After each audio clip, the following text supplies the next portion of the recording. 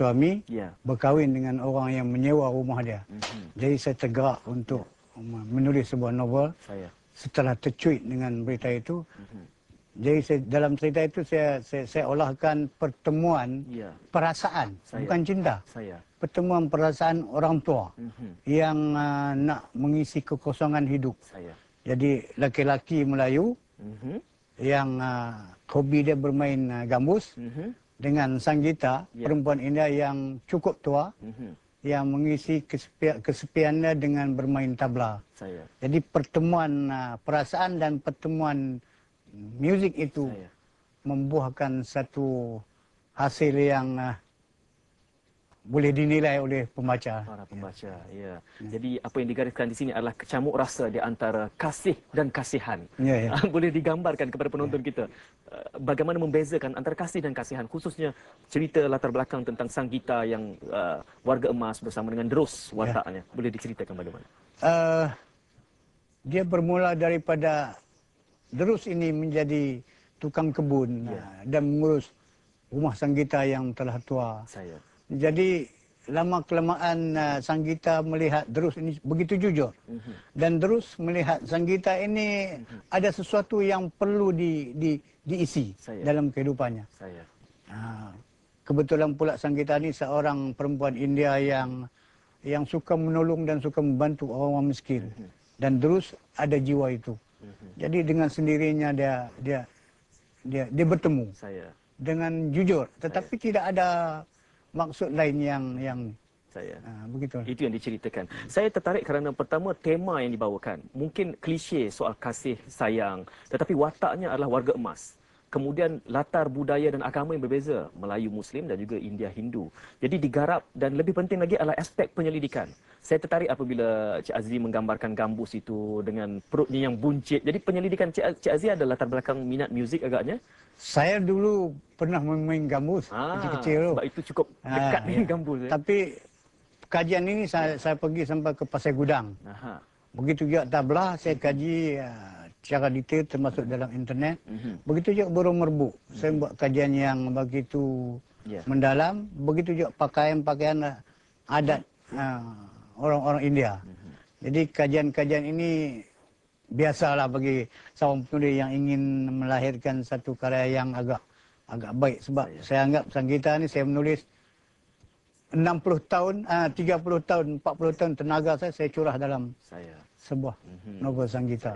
Dan ini bukanlah novel pertama dan terakhir, saya harap sudah lebih 30 novel saya difahamkan yang ditulis. Dan sang gita ini adalah antara yang paling berbekas di kalangan pembaca, khususnya rakyat Malaysia, kerana latar temanya yang mungkin klise tapi watak yang dibina cukup menarik sekali dan saya kira cukup mencabar. Pada peringkat awal bila membaca cerita cinta warga emas 70-an, 80-an, kita rasa janggal. Jadi bagaimana dalam aspek menulisnya? Tidak timbul rasa kejanggalan menggambarkan Drus dan sang gita ini bercinta pada usia emas? Tidak, saya menulis dengan penuh keasyikan. Selepas saya solat istikharah, beberapa rakaat, saya mendapat suatu kekuatan yang tak henti-henti. Dan saya menulis pula bukan di rumah. Saya duduk di sebuah bilik yang berasingan di Pulau Pinang. Yang tidak ada orang yang ganggu. Saya tidak ada masalah, cuma diteruskan begitu dengan asyik dan puas dari satu bab ke satu bab. Jadi saudara, hari ini kita membicarakan tentang sang gita oleh Azizi Abdullah. Cukup menarik sekali kerana latar ceritanya sangat kemalaysiaan sifatnya. Sesuai dengan kemajemukan negara kita, tetapi tema yang dibawakan polemik tentang budaya cukup menarik sekali apabila disadurkan pula dengan latar gambaran alat muzik gambus dan tabla. Jadi mengadunkan itu, apakah Cik Azizi menghadapi kesukaran untuk, pertama temanya mungkin jelas, tapi membina watak, membina plot dan memberikan penyudah yang baik itu adalah merupakan cabaran yang lebih besar? Saya tidak ada cabaran sebab barangkali anugerah Tuhan. Daripada satu bab ke satu bab, saya sering mendapat kesinambungan yang baik.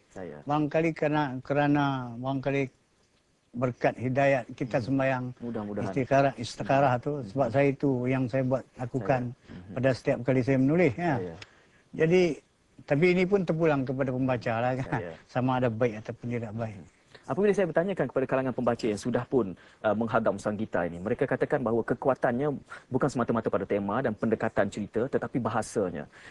Penceritaan, kaedah penceritaan yang dibawakan oleh Azizi Abdullah ini, dia kata cukup menarik dan menangkap. Walaupun saiznya yang agak mewah ini, agak tebal. Jadi bagaimana Cik Azizi menggambarkan pendekatan penggunaan bahasa? Siapa yang mungkin menjadi penanda aras waktu menceritakan? Saya menggunakan 4 kamus dan peribahasa. Kemudian saya rewrite balik, bacaan balik semula. Bayangkan novel ini ialah 50,000 perkataan lebih sebab disyaratkan begitu. 8 kali saya ulang balik membacanya. Dan setiap kali skrip ni di mana-mana saya bawa. Dan di situlah saya rewrite. Kamus ini ialah untuk mencari bahasa-bahasa yang agak lain. Misalnya Sanggita ni tua, saya tak gunakan tua, saya gunakan kepikunan. Jadi saya terpaksa mencari dalam untuk nak memberi pembaca kembali kepada bahasa kita yang kaya dan megah. Dan akhirnya wujudlah novel yang cukup besar diterbitkan oleh DBP. Sanggita bersama Haji Abdullah merupakan penulis yang tidak asing lagi. Banyak anugerah yang telah dimenangi. Jadi kita harapkan supaya novel-novel di Malaysia, fiksyen yang dihasilkan adalah seumpama Sanggita dari sudut syarat dengan ilmu dan juga mungkin relevan dengan nilai kemanusiaan. Ini hasil daripada saya menjadi karyawan tamu Dewan Bahasa tahun 2005. Mudah-mudahan terus diberikan hidayah lagi menghasilkan novel seumpama ini kepada rakyat Malaysia seluruhnya. Jika anda minat fiksyen dan jika anda ingin mula membaca, jika anda ingin mendekati dan menilai budaya Malaysia yang begitu rancak dan kaya, maka Sanggita lah bukunya di mana anda harus bermula dan akan diperkayakan lagi mudah-mudahan dengan siri-siri yang akan datang. Dan ada juga buku terkini Azizi Abdullah, Tok Chai, buku yang diterbitkan semula bersama Current Craft Alaf 21. Jadi boleh dapat di Pesta Buku Antarabangsa Kuala Lumpur, di DBP dan juga di Current Craft. Ada satu lagi. Okey, terima kasih kepada Cik Azizi dalam kesempatan kita membicarakan pada hari ini Sanggita. Mudah-mudahan kita akan bicara buku-buku yang lain pula dalam kesempatan masa yang lain.